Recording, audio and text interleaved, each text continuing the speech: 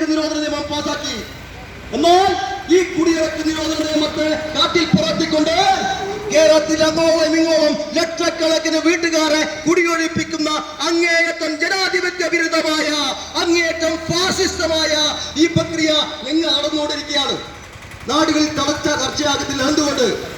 എന്തുകൊണ്ട് ചർച്ചയാകുന്നില്ല എന്ന് പറഞ്ഞു കഴിഞ്ഞാൽ ഇവിടെ അയൽപക്കത്ത് നടക്കുന്നതൊന്നും പരസ്പരം അറിയുന്നില്ല.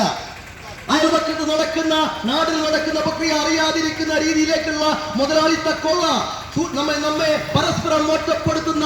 അയൽപക്കത്ത് പനിയുണ്ടെങ്കിൽ ഒരു 10-40 വർഷം മുമ്പേ ആ നാട് മൊത്തം അറിഞ്ഞിരുന്നു.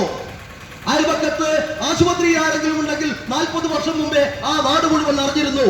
എന്നാൽ സാമ്രാജ്യത്വത്തിന് വേണ്ടി എല്ലാ പണിയെടുക്കുന്ന രീതിയിലേക്ക് നമ്മുടെ രാജ്യത്ത് രൂക്ഷമായി നുഴഞ്ഞു കയറിക്കൊണ്ടിരിക്കുന്ന മുതലാളിത്ത സാമൂഹ്യ രാഷ്ട്രീയ സമ്പദ് വ്യവസ്ഥ ജനങ്ങളെ ഓരോരോ തുരുത്തിലേക്ക് മാറ്റുകയും അയൽപക്കത്തെ പോലും എന്ത് സംഭവിക്കുന്നു എന്ന് തിരിച്ചറിയാതിരിക്കുന്ന രീതിയിലേക്ക് എല്ലാവരും ഒറ്റപ്പെട്ട രീതിയിലേക്ക് മനുഷ്യരാക്കി മാറ്റുകയും ചെയ്യുമ്പോൾ ഗ്രാമങ്ങളിൽ കുടിയുറപ്പിക്കുന്ന, ഗ്രാമങ്ങളിൽ ജപ്തി ഭീഷണി നേരിടുന്നവരെ നാം തിരിച്ചറിയുന്നില്ല.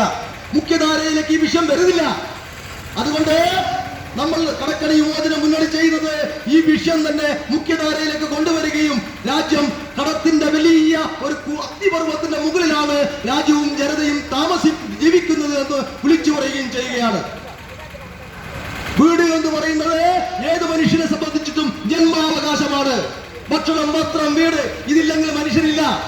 എന്നാലോ ഈ ജന്മാവകാശത്തെ പറിച്ചറിഞ്ഞുകൊണ്ട് ജനങ്ങളെ കുടിയൊഴിപ്പിക്കുന്ന പോലീസിനോടും കോടതിയോടും വില്ലേജ് ഉദ്യോഗസ്ഥരോടും ബാങ്കിനോടും നമുക്ക് പറയാനുള്ളത്, കിടപ്പാടം കുടിയൊഴിപ്പിക്കാൻ ഈ കടക്കണി മോചന മുന്നണി ആരെയും അനുവദിക്കില്ല എന്നുള്ളതാണ്.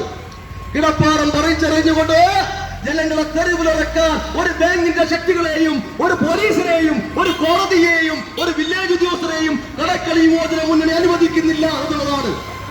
ഇന്ത്യൻ ജനതയെ കൊള്ള ചെയ്തുകൊണ്ടിരിക്കുന്ന സവർണ കോർപ്പറേറ്റ് ശക്തികളുടെ 42 ലക്ഷം കോടി രൂപ വായ്പ 2001 മുതൽ ഇന്ന് വരെയുള്ള കാലഘട്ടത്തിൽ എഴുതിത്തള്ളിയിരിക്കുന്നു.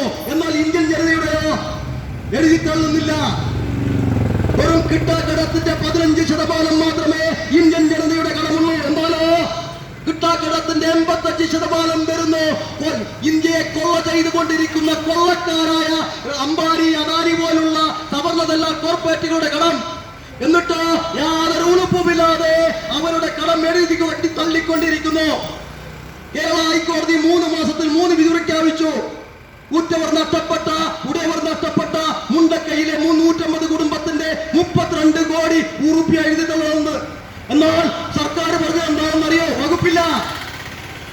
ഈ വകുപ്പില്ല എന്ന് പറയുന്ന ഈ ഘട്ടത്തിൽ തന്നെ എഴുതിത്തള്ളിയ കോർപ്പറേറ്റ് കടം 37,500 കോടി രൂപ. എന്നിട്ട് കഴിഞ്ഞ 2 ആഴ്ച മുമ്പ് അദാനി എന്ന് പറഞ്ഞ കൊള്ളക്കാരന്റെ 33,000 കോടി രൂപ കടം LICയിൽ നിന്നെടുത്ത് വീണ്ടും തള്ളി.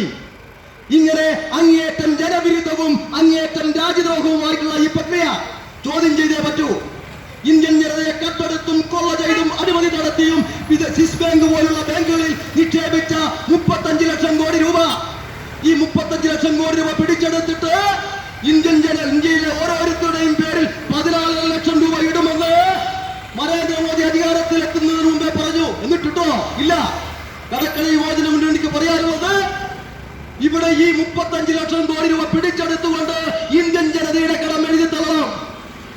35 ലക്ഷം ഇന്ത്യയിലുള്ള കോർപ്പറേറ്റ് ശക്തികളും ഉദ്യോഗസ്ഥ മേധാവികളും ചില രാഷ്ട്രീയ നേതാക്കന്മാരും ഇന്ത്യൻ ജനതയെ കൊള്ളടിച്ചു കൊണ്ടുപോയ 35 ലക്ഷം കോടി രൂപ ഇത് പിടിച്ചെടുത്തുകൊണ്ട് ഇന്ത്യൻ ജനതയുടെ മുഴുവൻ കടകളും എഴുതിത്തള്ളണമെന്നാണ് കടക്കണി യുവജന മുന്നണിക്ക് പറയാനുള്ളത്. അതുകൊണ്ട് വരാനിരിക്കുന്ന മഹത്തായ പോരാട്ടത്തിന്റെ അകത്ത് കക്ഷി രാഷ്ട്രീയം നോക്കാതെ, മതം നോക്കാതെ, ജാതി നോക്കാതെ മുഴുവൻ ജനങ്ങളും അണിനിരക്കണമെന്നും അതിനുള്ള നയവിശദീകരണം ഈ വരുന്ന 17-ാം തീയതി